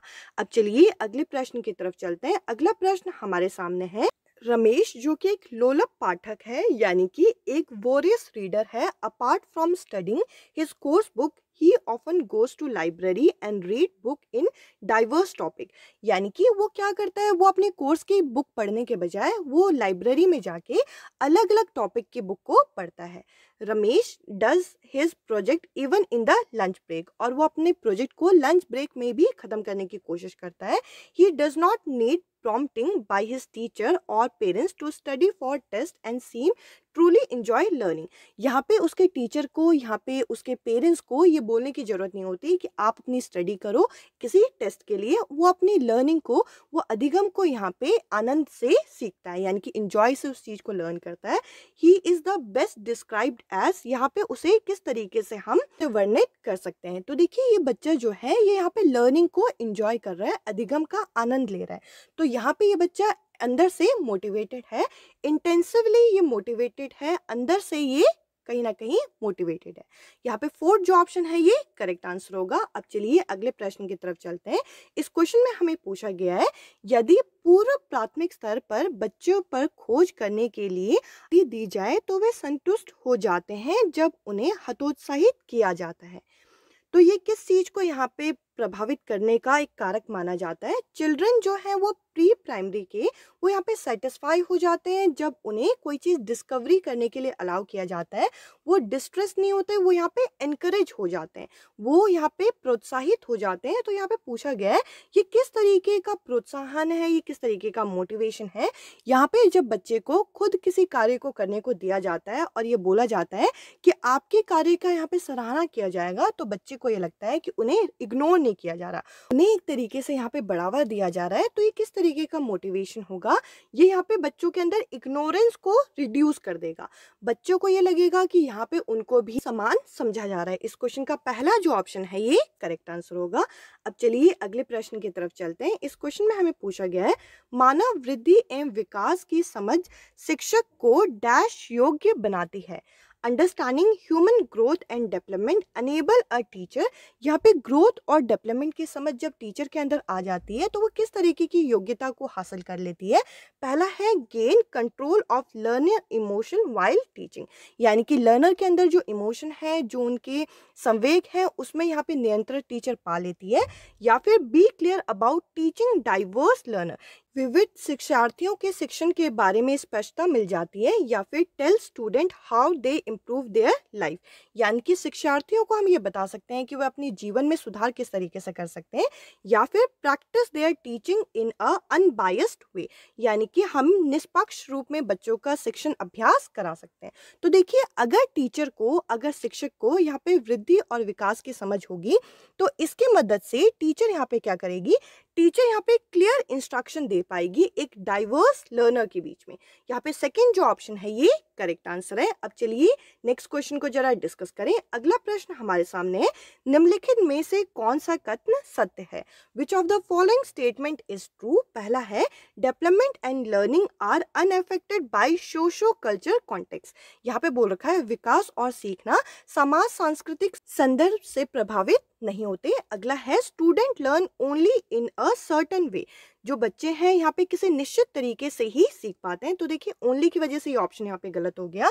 अगला है, play is significant for cognition and social competence, यानी कि जो खेल है वो संज्ञान और सामाजिक दृष्टता के लिए सामर्थ है। अगला है, questioning by teacher constraint cognitive development. तो देखिए, यहाँ पे जो करेक्ट स्टेटमेंट दे रखा है वो यहाँ पे होगा तीसरा ऑप्शन, जिसमें यहाँ पे बोल रखा है जो खेल है एक सिग्निफिकेंट रोल प्ले करता है बच्चों के कोग्निशन यानी कि संज्ञान और सामाजिक दृष्टिकोण से। यहाँ पे तीसरा जो ऑप्शन है इस क्वेश्चन का करेक्ट आंसर होगा। अब चलिए अगले प्रश्न को जरा डिस्कस करें। अगला क्वेश्चन है, सोशलाइजेशन समाजीकरण क्या है? पहला ऑप्शन है, रेपार्ट बिटवीन टीचर एंड टॉट, शिक्षक और पढ़ाए गए के बीच में संबंध। अगला है, process of modernisation of society, यानी कि हम समाज का यहाँ पे आधुनिकीकरण की प्रक्रिया कर रहे हैं। अगला है, एडेप्टेशन ऑफ सोशल नॉर्म, यानी कि समाज के मापदंडों का हम अनुकूलन कर रहे हैं। या फिर चेंज इन सोशल नॉर्म, यहाँ पे हम परिवर्तन कर रहे हैं सामाजिक मापदंडों पे। जो सोशलाइजेशन सामाजिकरण होता है ये इस चीज को हमें बताता है कि हम अनुकूलन कर रहे हैं, एडेप्टेशन कर रहे हैं समाज के मापदंडों का। इस क्वेश्चन का तीसरा जो ऑप्शन है ये करेक्ट होगा। अब चलिए अगले क्वेश्चन को जरा डिस्कस करें। अगला प्रश्न हमारे सामने है, Sita has learn to eat rice and dal with her hand. Sita एक लड़की है जो हाथ से दाल और चावल खाना सीख गई है। When she is given dal and rice, she mix the rice and dal and start eating. और जैसे ही उसे दाल और चावल दिया जाता है वह आसानी से उन्हें मिला के खा लेती है। She has dash eating rice and dal into her schema for doing thing. तो यानी कि दाल और चावल जो है वो खाना उसने स्कीमा से सीखा है। तो देखिए, स्कीमा में जब उसे कोई चीज़ सिखाई गई तो उसके दिमाग में एक पैटर्न बन गया कि हाँ, इस चीज़ को हम इस तरीके से करेंगे। तो इस चीज़ को हम किस नाम से जानते हैं? इस चीज़ को हम यहाँ पे एसिमिलेटेड नाम से जानते हैं, जो कि पियाजे ने अपनी थ्योरी के अंदर बताया था। दो तरीके के प्रोसेस होते हैं, एक होता है एसिमिलेशन और एक होता है अकोमोडेशन, जिसे समायोजन के नाम से जानते हैं। हम जब एसिमिलेशन करते हैं, एसिमिलेशन के अंदर हमने जो चीज़ सीखी है उसके साथ किसी नई चीज़ को जोड़ना हम एसिमिलेशन कहते हैं। और अकोमोडेशन जो होता है, इसमें हम किसी नई चीज़ को सीख के अपनी सीखी हुई चीज़ में परिवर्तन लेके आते हैं। इस क्वेश्चन का जो करेक्ट आंसर है वो होगा सेकेंड ऑप्शन। अब चलिए अगले प्रश्न की तरफ चलते हैं। अगला क्वेश्चन हमारे सामने, a teacher wish to help her student to appreciate multiple view of a situation. एक शिक्षक है जो अपने शिक्षार्थियों को सराहना करती हैं कि वो एक चीज के बारे में एक से ज्यादा दृष्टिकोण रख पा रहे हैं। She provide her student multiple opportunity to debate on situation in different group. यहाँ पे टीचर क्या कर रही है, बच्चों को एक से ज़्यादा अवसर दे रही हैं कि वो डिबेट में, समूह में यहाँ पे कंपटीशन में पार्ट ले सकें और डिफरेंट ग्रुप में यहाँ पे अपने पे वाद विवाद कर सके और उन्हें अवसर प्रदान कर रही है। अकॉर्डिंग टू वाइगॉट्स की perspective, her student will dash develop multiple perspective of a situation on her own. यानी कि हमें यहाँ पे वाइगॉट्स्की के अनुसार बताना है कि जो बच्चे हैं यहाँ पे मल्टीपल पर्सपेक्टिव रख पाएंगे किसी सिचुएशन के लिए किस तरीके से। यहाँ पे वो अपने थॉट को किसी और के सामने रख रहे हैं, यानी कि अपने विचारों का प्रदर्शन ही किसी और के सामने कर रहे हैं। तो यहाँ पे ये आत्मसात्य कर रहे हैं, अपने विचारों को किसी और के सामने व्यक्त कर रहे हैं। इस क्वेश्चन का पहला जो ऑप्शन है ये करेक्ट आंसर होगा। अब चलिए अगले क्वेश्चन को जरा डिस्कस करें। क्वेश्चन है, निम्नलिखित संरचनाओं में शिक्षा का अधिकार अधिनियम 2009 किसकी वकालत करता है? Which of the following construct does right to education act 2009 educate. ये यहाँ पे इंक्लूसिव एजुकेशन यानी कि समावेशी शिक्षा को बढ़ावा देने की बात करता है। बाकी ये जो ऑप्शन है सेग्रीगेशन या फिर मेन स्ट्रीमिंग या इंटीग्रेटेड एजुकेशन, इनको ये इंक्लूड नहीं करता। यहाँ पे जो पहला ऑप्शन है समावेशी शिक्षा यानी कि इंक्लूसिव एजुकेशन, ये इस क्वेश्चन का करेक्ट आंसर है। अब चलिए अगले क्वेश्चन की तरफ बढ़ते हैं। अगला क्वेश्चन हमारे सामने डैश यह विचारधारा है कि सभी बच्चों को एक नियमित विद्यालय अवस्था में समान शिक्षा प्राप्त करने का अधिकार है। Dash is the physiology that children have a right to equal education in a regular school system. ये किस चीज को यहाँ पे इंडिकेट करता है? ये यहाँ पे समावेशी शिक्षा यानी कि इंक्लूजन को इंडिकेट करता है, जो कि ये बोलता है कि हर बच्चे को समान अधिकार है कि एक रेगुलर स्कूल सिस्टम में वो शिक्षा प्राप्त कर सके। अब चलिए अगले क्वेश्चन की तरफ बढ़ते हैं। अगला प्रश्न हमारे सामने, एक शिक्षक को चाहिए कि अ टीचर शुड, एक टीचर किस तरीके की होनी चाहिए? पहला ऑप्शन है promote student belonging to a certain culture, यानी कि जो एक विशेष संस्कृति या समुदाय से बिलोंग करने वाले बच्चे हैं उन्हें हमें बढ़ावा देना चाहिए। अगला है ignore cultural difference and diversity among student, यहाँ पे हमें इग्नोर करना है सांस्कृतिक और सामाजिक विविधताओं को। तो देखिए इग्नोर वाला ऑप्शन ये नहीं हो सकता। अगला ये जो पहला ऑप्शन था जिसमें हम कह रहे थे कि हमें किसी कल्चर के बच्चों को प्रमोट करना है, ये भी यहाँ पे गलत है। देखिए थर्ड ऑप्शन यहाँ पे communicate that she respect and value all the culture in the classroom, एक शिक्षक को सभी संस्कृति सभी समुदाय को समान रूप से अधिकार देना चाहिए और यहाँ पे उनको महत्व देना चाहिए। यहाँ पे नेक्स्ट है मैक्सिमाइज कंपैरिजन अमंग स्टूडेंट, यानी कि बच्चों के बीच में हमें ज़्यादा से ज़्यादा तुलना करनी चाहिए। एक शिक्षक को क्या करना चाहिए? उन्हें हर कम्युनिटी को रिस्पेक्ट करना चाहिए, हर समुदाय को समान समझना चाहिए। इस क्वेश्चन का तीसरा जो ऑप्शन है ये करेक्ट बैठेगा। अब चलिए अगले प्रश्न को जरा डिस्कस करें। नेक्स्ट क्वेश्चन हमारे सामने, चिल्ड्रन लर्न इफेक्टिवली व्हेन, बच्चे प्रभावी रूप से सीखते हैं जब, पहला ऑप्शन है दे मेमोराइज द फैक्ट, यानी कि जब बच्चा चीजों को कंठस्थ से करे, चीजों को यहाँ पे रटे। तो देखिए ये ऑप्शन यहाँ पे हो नहीं सकता। अगला है they copy answer written by the teacher, यानी कि जो अध्यापक जो उत्तर लिखे बच्चा उसे नकल करे। तो देखिए इससे यहाँ पे बच्चा इफेक्टिवली नहीं सीख पाएगा, प्रभावशाली रूप से नहीं सीख पाएगा। अगला है जब बच्चा यहाँ पे एक्टिवली पार्टिसिपेट करता है, यानी कि किसी गतिविधि में सक्रिय रूप से भागीदार होता है, ये एक अच्छा पॉइंट है, ये इस क्वेश्चन का आंसर हो सकता है। अगला अगर हम देखें तो यहाँ पे है the teacher full control everything, यानी कि जो शिक्षक है यहाँ पे हर चीज को एक तरीके से नियंत्रित करे पूरे अपने अंदर। तो देखिए ये ऑप्शन भी यहाँ पे गलत है। इस क्वेश्चन का जो करेक्ट आंसर होगा, बच्चे प्रभावी रूप से तब सीख पाएंगे जब बच्चे यहाँ पे एक्टिवली पार्टिसिपेट करें, यानी कि सक्रिय रूप से किसी चीज में भागीदार बने। इस क्वेश्चन का तीसरा जो ऑप्शन है ये करेक्ट आंसर है। अब चलिए अगले प्रश्न को जरा डिस्कस करें। क्वेश्चन है बच्चों को कक्षा में प्रश्न, children should dash question in the class. पहला है डिस्करेज टू आस्क, यानी कि उन्हें हतोत्साहित करना चाहिए, पूछने नहीं देना चाहिए। ये ऑप्शन यहाँ पे इनकरेक्ट है। अगर हम अगले ऑप्शन को देखें तो यहाँ पे not to allow to ask, प्रश्न पूछने की अनुमति नहीं देनी चाहिए। तो देखिए ये ऑप्शन भी यहाँ पे गलत होगा। दूसरा है बी स्टॉप फॉर आस्किंग, यानी कि पूछने से पहले उन्हें रोक देना चाहिए। तो ये ऑप्शन भी यहाँ पे इनकरेक्ट है। अगर हम लास्ट ऑप्शन को देखें तो यहाँ पे है एनकरेज टू आस्क, यानी कि उन्हें प्रेरित करना चाहिए कि वो ज्यादा से ज्यादा प्रश्न यहाँ पे पूछे, जिसकी मदद से वो बच्चा अधिगम कर सके। इस क्वेश्चन का फोर्थ जो ऑप्शन है ये करेक्ट आंसर है। अब चलिए अगले प्रश्न की तरफ चलते हैं। इस क्वेश्चन में हमसे पूछा गया है which of the following is not a key process through which meaningful learning occur, निम्नलिखित में से कौन सा एक मुख्य प्रक्रिया नहीं है जिसके द्वारा सार्थक अधिगम घटित होता है? तो देखिए अगर हम ऑप्शन पे गौर करें, पहले में आप देख सकते हैं यहाँ पे रिपीटेशन एंड प्रैक्टिस की बात की जा रही है, यानी कि बच्चा अभ्यास करे। अगला हम देखें तो यहाँ पे निर्देश देने की बात की जा रही है, यहाँ पे इंस्ट्रक्शन देने की बात की जा रही है। नेक्स्ट अगर हम देखें तो यहाँ पे बच्चा परस्पर रूप से चीजों को सीखता है, इंटरेक्शन करके सीखता है, ये भी एक अच्छा पॉइंट है। अगर हम लास्ट ऑप्शन को देखें तो यहाँ पे कंठस्थ से करने की बात की जा रही है, मेमोराइजेशन की बात की जा रही है। अगर हम मीनिंगफुल लर्निंग बच्चे को देना चाहते हैं, एक सार्थक रूप में किसी चीज़ को सिखाना चाहते हैं तो हम लोगों को उसने मेमोराइजेशन नहीं करवाना। इस क्वेश्चन में नॉट वाले ऑप्शन को आपको टिक करना था। इस हिसाब से फोर्थ जो ऑप्शन है इस क्वेश्चन का करेक्ट आंसर होगा। अब चलिए अगले प्रश्न की तरफ चलते हैं। यहाँ पे हमें एक मैच द फॉलोइंग दे रखा है और हमें पूछ रखा है कि इसमें से कौन सा मैच यहाँ पे करेक्ट बैठेगा। अगर हम देखें तो कॉलम ए में यहाँ पे लिखा हुआ है गिफ्टेड चाइल्ड।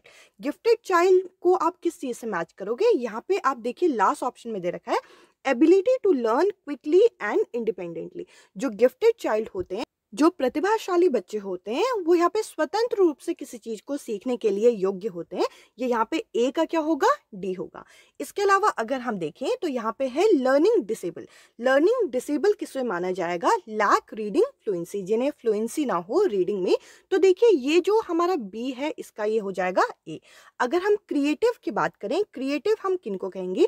क्रिएटिव हम उनको कहेंगे जिसे किसी क्वेश्चन का एक ओरिजिनल थिंकिंग, एक सॉल्यूशन वो बच्चा निकाल सके। ये यहाँ पे इसका हो जाएगा बी। अगर हम एडीएचडी देखें तो एडीएचडी क्या है? ये एक ऐसा डिसऑर्डर है, ये एक ऐसा डिफेक्ट है जिसमें बच्चा जल्दी से डिस्ट्रैक्ट हो जाता है, यानी कि यहाँ पे बच्चा जल्दी विचलित हो जाता है, यानी कि डी का क्या होगा? सी। अब देखिए इसमें हमने क्या किया, फर्स्ट वाले को किससे मैच किया? डी से मैच किया। सेकंड वाले को किससे मैच किया? ए से मैच किया। और हमने थर्ड वाले को मैच किया यहाँ पे बी से, और फोर्थ वाले को मैच किया हमने सी से, जो कि आप यहाँ पे देख सकते हैं। ये पहले ऑप्शन में आपको ये मैच दिख जाएगा, बाकी ये जो दूसरा, तीसरा और चौथा ऑप्शन है यहाँ पे इनकरेक्ट है। अब चलिए अगले प्रश्न की तरफ चलते हैं। अगले प्रश्न में हमसे पूछा गया है बच्चों की गलतियां, जो चिल्ड्रंस हमें एरर करके देते हैं वो क्या इंडिकेट करते हैं?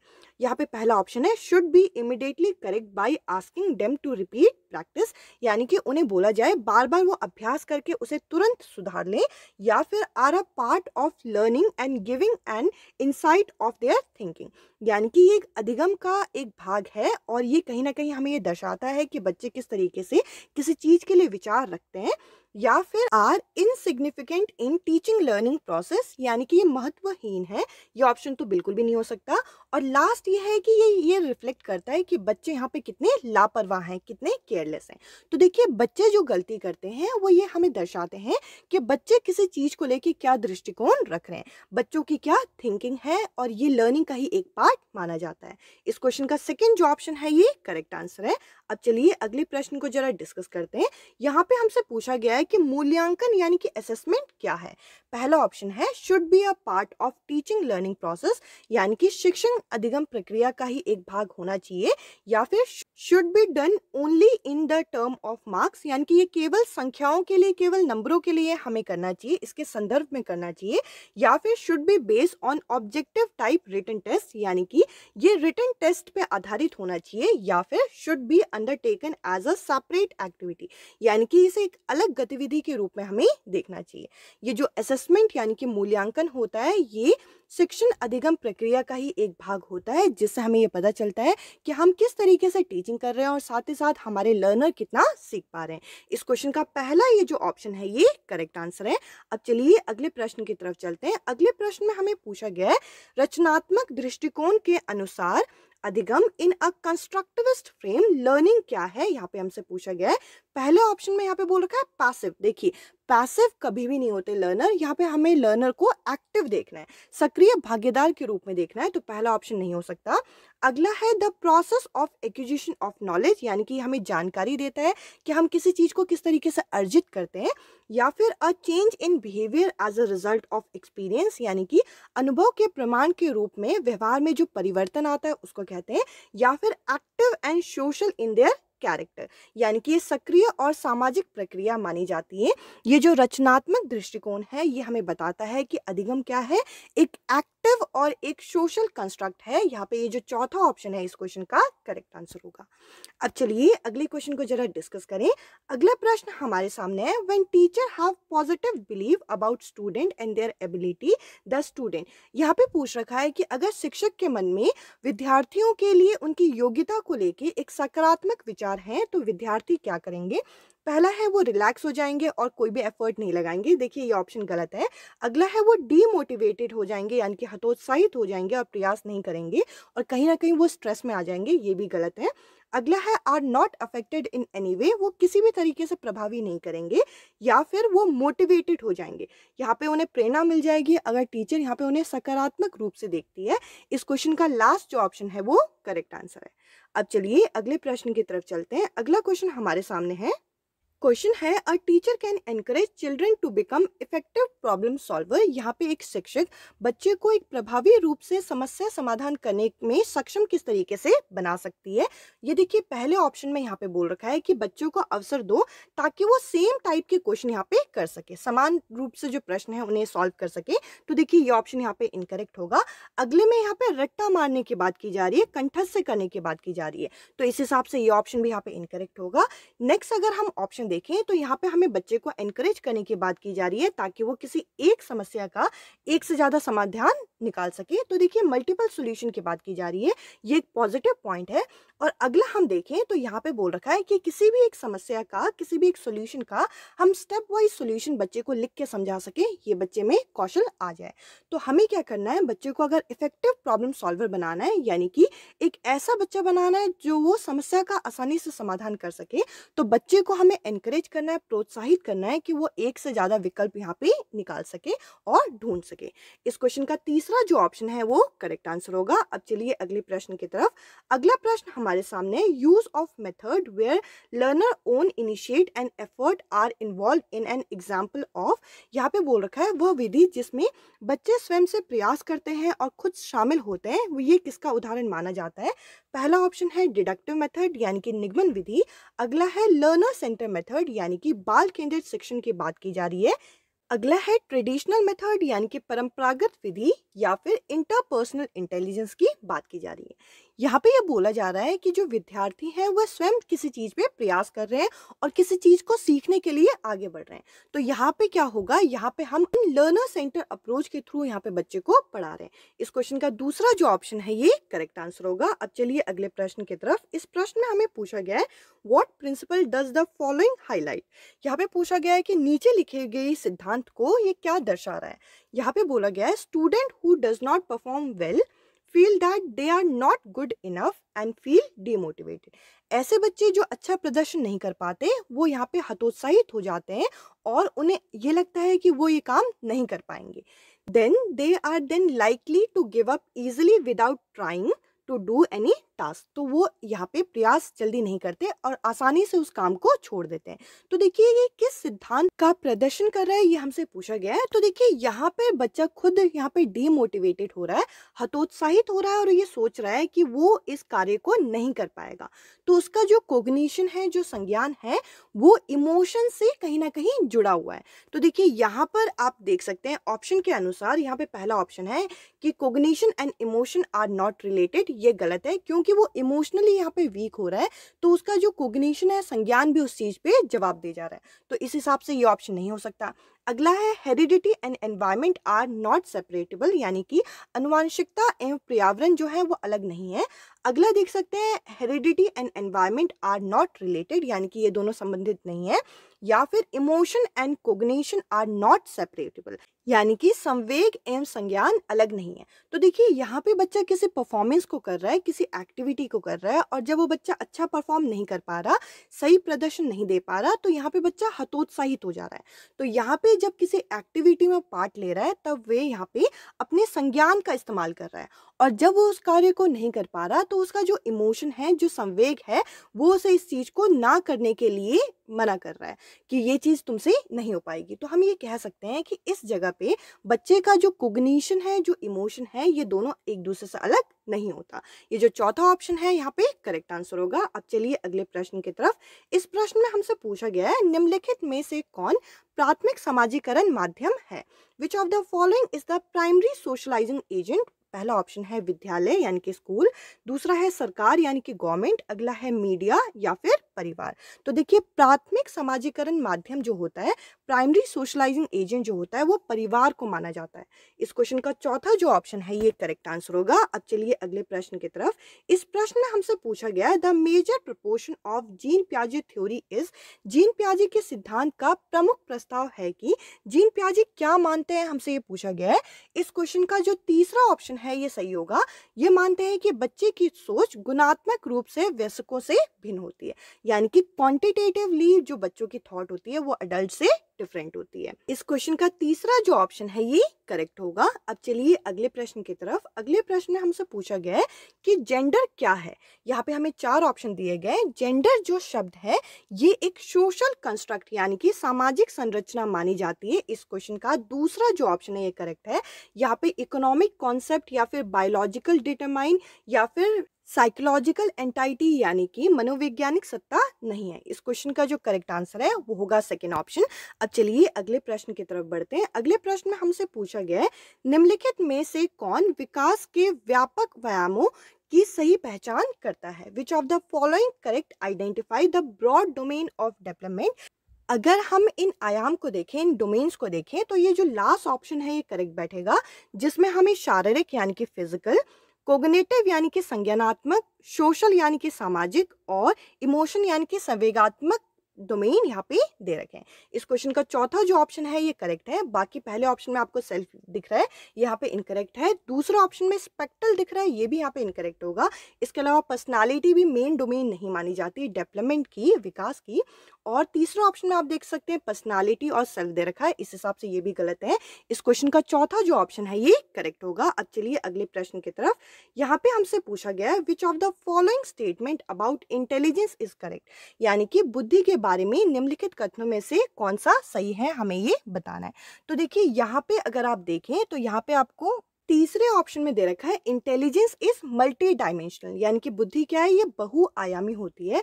और इंटेलिजेंस को हम एक एबिलिटी के साथ नहीं जोड़ सकते, ये आप कितने तरीके से इसे गेन कर सकते हैं। इस क्वेश्चन का तीसरा जो ऑप्शन है ये करेक्ट होगा। बाकी ये जो ऑप्शन है यहाँ पे इनकरेक्ट है कि इंटेलिजेंस जो है बिहेवियर से परमानेंट चेंज को लेके आती है। इसके अलावा आप देख सकते हैं हेरिडिटी ट्रेट है, यानी कि आनुवांशिक विशेषता है। या फिर लास्ट ऑप्शन है कि हम कोग्निटिवली सीख पाते हैं किसी चीज को, ये भी यहाँ पे गलत है। इस क्वेश्चन का तीसरा जो ऑप्शन है ये सही बैठेगा। अब चलिए अगले क्वेश्चन की तरफ। यहाँ पे हमें पूछा गया है जो प्रोग्रेसिव एजुकेशन है यानी कि प्रतिभाशाली शिक्षा है, जिसका कॉन्सेप्ट हमें जॉन डेवी ने दिया था। इनके अनुसार जो स्टूडेंट होते हैं, जो बच्चे होते हैं, वो किस तरीके के होते हैं, वो यहाँ पे एक्टिव एक्सप्लोजर होते हैं, यानी कि सक्रिय भागीदार होते हैं। इस क्वेश्चन का दूसरा जो ऑप्शन है ये करेक्ट है। अब चलिए अगले प्रश्न की तरफ। अगला प्रश्न हमारे सामने है according to Lev Vygotsky learning is, Lev Vygotsky के अनुसार अधिगम क्या है। ली वाइगोट्स्की की थ्योरी का अगर हम नाम देखें तो इनकी थ्योरी का नाम है सोशो कल्चर थ्योरी, यानी कि ये सामाजिक और सांस्कृतिक संदर्भ में इनका जो सिद्धांत है ये माना जाता है। इस हिसाब से इनका मानना है कि अधिगम जो है, लर्निंग जो है, ये सामाजिक गतिविधि है, सोशल एक्टिविटी है। इस क्वेश्चन का चौथा जो ऑप्शन है ये करेक्ट बैठेगा। अब चलिए अगले प्रश्न की तरफ। अगला प्रश्न है निम्नलिखित में से कौन सा पूर्व क्रियात्मक अवस्था काल के बच्चों की विशेषता होती है।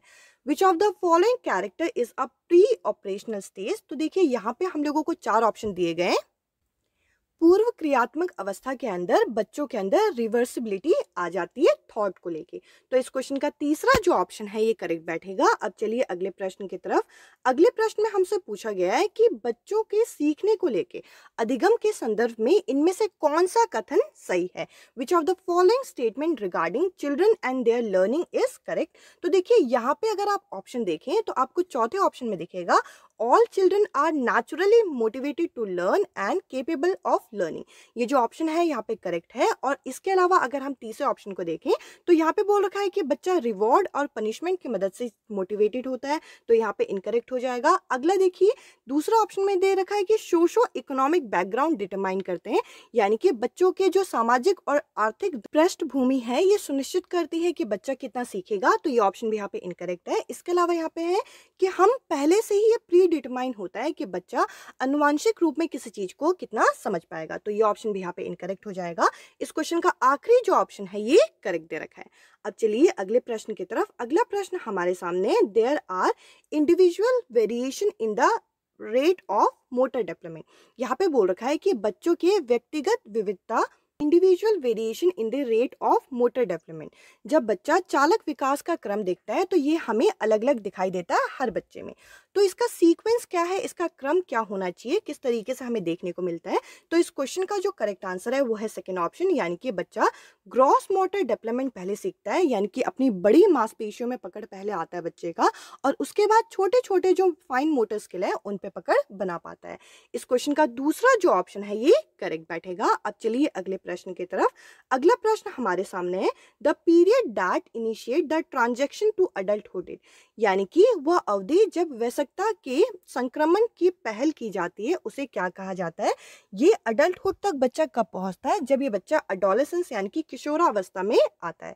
इस क्वेश्चन का चौथा जो ऑप्शन है वो करेक्ट आंसर है। अब चलिए अगले प्रश्न की तरफ। अगला प्रश्न हमारे सामने, जीन पियाजे के अनुसार चिल्ड्रन, यानी कि जीन पियाजे के अनुसार बच्चे क्या हैं। यहाँ पे देखिए लास्ट ऑप्शन में आपको दिखेगा बच्चा जो है एक एक्टिवली अपनी नॉलेज को कंस्ट्रक्ट करता है, और जैसे जैसे वो एनवायरनमेंट के कांटेक्ट में आता है, वर्ल्ड के कांटेक्ट में आता है, तो वो चीज़ों को एक्सप्लोर करता है, यानी कि सक्रिय रूप में चीज़ों का संरक्षण करता है। इस क्वेश्चन का ये लास्ट ऑप्शन है, ये करेक्ट आंसर है।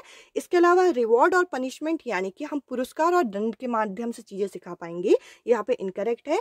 स्टिमुलस रिस्पॉन्स, ये भी इनकरेक्ट है। इसके अलावा ऑब्जर्वेशनल लर्निंग, यानी कि चीज़ों को देख के बच्चा सीखता है, ये भी जीन पियाजे ने नहीं बोला था।